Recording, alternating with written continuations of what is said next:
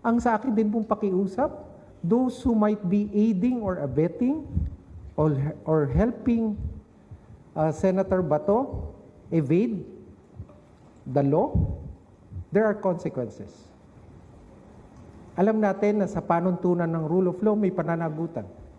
Kung nagtago, hindi lamang po sa mata ng batas ng Pilipinas, pati rin po sa batas ng ICC.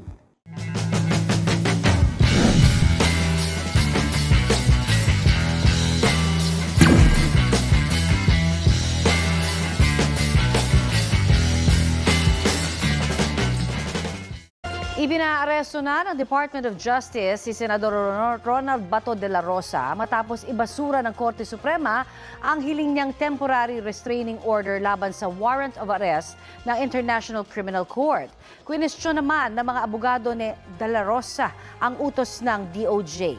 Balitang hatid ni Darlene Cay. Senator Bato is a fugitive from justice. And he should be brought to the ICC to face the charges before him. The Philippine law enforcement agencies, which would include the PNP, the National Bureau of Investigation, are now tasked to effect the arrest of Senator Bato de la Rosa. May hawak na raw silang impormasyon sa kinaroroonan ni Senador Ronald Bato de la Rosa. Definitely there are leads. As to the exact leads, I cannot discuss them. First, I'm not privy to those leads. They are available to our law enforcement agencies and to their units, and let them do their work. Hopefully, we do it as fast as we can. Wanted si De La Rosa ng International Criminal Court bilang isa sa mga co-perpetrator sa kasong crime against humanity of murder kaugnay ng madugong war on drugs ng Duterte administration. Ayon kay DILG Secretary John Vic Remulla, nakahanda silang ipatupad ang utos ng DOJ. Sa isang text message sa GMA News, sinabi niyang 225,000 na puwersa ng Philippine National Police ang pakikilusin para rito. Inalerto na rin ni PNP Chief Police General Jose Melencio Notades Jr. ang mga tauhan ng PNP Maritime Group at Aviation Security Group laban sa posibilidad ng paglabas ng bansa ni De La Rosa. Ayon sa ulat ng GMA News Online, partikular na pinababantayan ng tinatawag na Southern Backdoor o yung dulong katimugang bahagi ng Pilipinas. Ang PNP Criminal Investigation and Detection Group hinihintay na lang daw ang go signal ni Nartates para ipatupad ang arrest warrant. Pag there is an order already and the CPNP has directed us, gagamitin namin ang buong unit po ng CIDG for every region and every province. Wala naman po tayong pinipili, big or small, lahat po yon ay ini-implement namin at all cost. Nakikipag-ugnayan na rin daw sila sa iba pang law enforcement agencies. Susunod din daw sa utos ng DOJ ang NBI. Ayon kay NBI Director Melvin Matibag, isasagawa nilang pag-aresto ng naaayon sa mga alituntunin. Ang mga abogado ni De La Rosa, kwinestyon ang pagpaparesto ng DOJ sa senador. What law are you invoking? In the spirit of fair play and due process and even humanitarianism, hindi po nila pwedeng i-effect ang isang inactionable na warrant through misrepresentations. We have to respect our Constitution, we have to respect customary international law, and we have to respect treaty law in this regard. Malinaw daw na target talaga ng gobyernong makuha si De La Rosa. By the sheer act of the President's arm, by hook or by crook, gusto nilang kunin si Bato. And this simply looks like a Duterte 2.0 move, no? It is my personal and earnest opinion that this is political, no matter how they frame it. Gagawin daw nila ang lahat ng legal remedy para sa kanilang kliyente. Kasabay nito ang pag-iit nila na hindi tinatakbuhan ni De La Rosa ang mga pananagutan kung meron man, basta na ayon sa konstitusyon.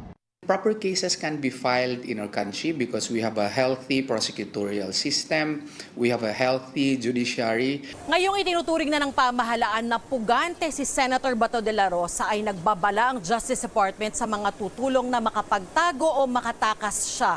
Nangihingi rin sila ng kooperasyon sa mga may impormasyon kung nasaan ngayon si de la Rosa. Ang sa akin din pong pakiusap, those who might be aiding or abetting or helping Senator Bato evade the law, there are consequences. Alam natin na sa panuntunan ng rule of law may pananagutan. Kung nagtago, hindi lamang po sa mata ng batas ng Pilipinas, pati rin po sa batas ng ICC. Nakaalerto pa rin daw ang Bureau of Immigration sakaling magtangkang lumabas ng bansa si De La Rosa. Pero sa ngayon, wala pa raw nakitang record ng Bureau of Immigration na umalis na siya sa Pilipinas. As far as I know, there is an application for an Interpol Red Notice. Of course, I mean, that is a remedy available to us. Para sa mga kaanak ng mga biktima, ayon sa kanilang abogado, ang pagbasura ng Korte Suprema sa hiling na TRO ni De La Rosa ay nangangahulugan na wala ng legal na hadlang para ipatupad ang arrest warrant. Hindi po dapat naiiba si Senator Bato. Kahit po siya po ay isang sitting senador, wala pong pagkakaiba kasi ang mga senador natin, hindi naman po sila nakakataas sa batas. Kung paano po ito pinatupad ng executive, sa kay former President Rodrigo Duterte ay sana patas din po ang pagpapatupad sa kay Senator Bato de la Rosa. Ayon na rin po ito sa ating batas sa RA 9851. Sakaling maaresto si De La Rosa, maaari na ba siyang ipadala sa dahig? Tingin ng 1987 Constitution framer at retired Supreme Court Associate Justice. Palagay ko pwede siyang arestuhin dahil wala nang restraining order. Pero whether or not Yun nga. ipadala na kaagad, depende sa interpretasyon ng batas. At ito ay pending sa Supreme Court. Sabi naman ng DOJ, These are operational matters that I cannot discuss so that we don't defeat the purpose of the arrest, which is the ultimate objective is to bring him to the ICC.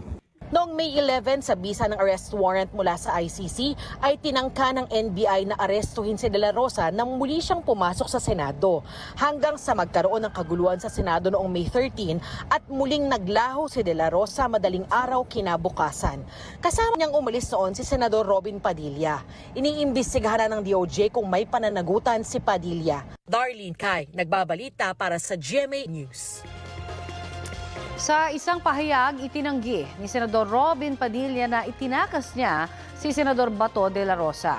Anya, papaano sila tatakas kung wala namang humarang sa kanila nang lumabas sila sa Senado noong May 14 kahit marami daw pulis noon.